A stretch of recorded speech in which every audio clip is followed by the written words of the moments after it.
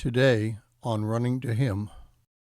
Murdering an individual or individuals is an attack on God and His creation. Today we will read Deuteronomy 5:17 and concentrate on that verse. Deuteronomy 5:17 says, "You shall not murder." Now the King James translation of the word to murder as to kill created a problem in people's minds about the true meaning of this commandment.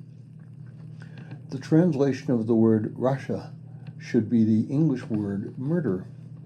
There isn't a prohibition in either the Old Testament or New Testament for the government to withhold the death penalty for murder or for the act of killing someone in a time of war.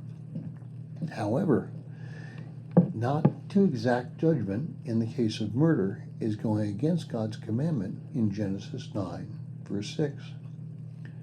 Sarna writes, "This command, therefore, cannot be used to justify either pacifism or the abolition of the death penalty, both of which have to be argued on other grounds. Genesis 9:6 provides the rationale for the prohibition of murder. Whoever sheds the blood of man, by man his blood shall be shed, for in his image did God make man.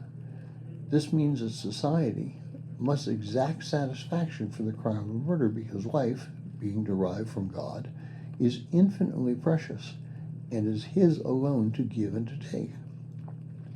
By his unspeakable act, the murderer usurps the divine prerogative and infringes upon God's sovereignty. Because human beings are created in the divine image, he also affronts God's majesty.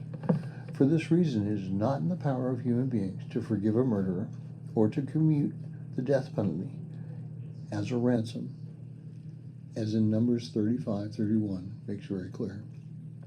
Now I want to take a moment to look at Numbers 35:31.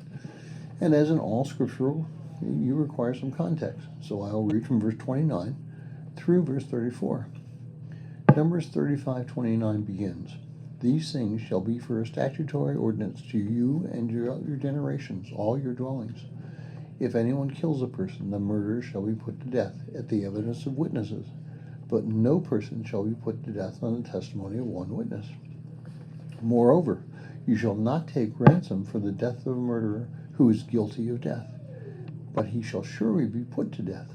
You shall not take ransom for him who has fled to a city of refuge, that he might return to live in the land before the death of the priest. You shall not pollute the land which you are, for the blood pollutes the land, and no expiation can be made for the land except for the blood is shed on it. You shall not defile the land in which you live, in the midst of which I dwell, for the Lord, I am dwelling in the midst of the sons of Israel." Now we can see several things throughout reading these contextual verses. First, God views murder as a pollution of the land.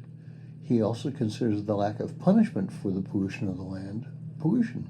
So the commandment not to murder carries a terrible penalty that cannot be reduced by mercy.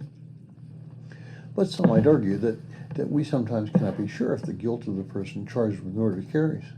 In times like this, the rule for the cities of refuge comes into play. We have spoken about it.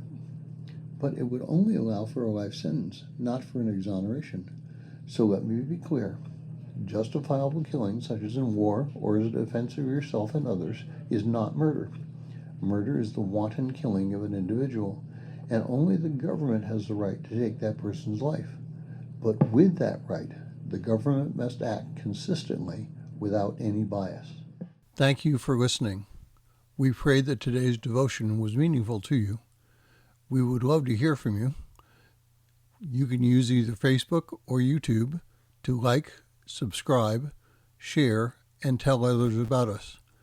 If you would like to contact us, you can reach me at phineasjacobus@runningtohim.net.